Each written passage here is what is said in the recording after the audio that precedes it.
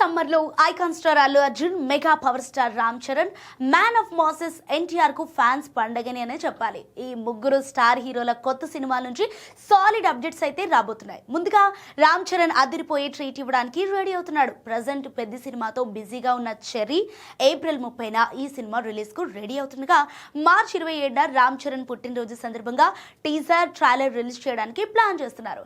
అప్పటికి సినిమా విడుదలకు నెల రోజుల సమయం ఉంటుంది కాబట్టి పెద్ద ట్రీట్ మామూలుగా ఉండదని చెప్పాలండోయ్. అలాగే నెక్స్ట్ సుకుమార్తో చేయబోతున్న RC-17 అప్డేట్ కూడా వచ్చే ఛాన్స్ కూడా ఉంది. ఇక ఏప్రిల్ 8న అల్లు అర్జున్ బర్త్డే ఉంది. సో ఈ సందర్భంగా ప్రజెంట్ సెట్స్ పై ఉన్న అట్లీ సినిమా టైటిల్ అనౌన్స్ చేయడానికి ప్లానింగ్ జరుగుతోంది. అలాగే లోకేష్ కనగరాజ్ దర్శకత్వంలో తెరకెక్కనున్న కొత్త సినిమాకి సంబంధించిన అప్డేట్ కూడా రానుంది. అందుకు సంబంధించిన పనులు కూడా మొదలైనట్టు తెలుస్తోంది. ఇక మే 20న జూనియర్ ఎన్టీఆర్ పుట్టినరోజు.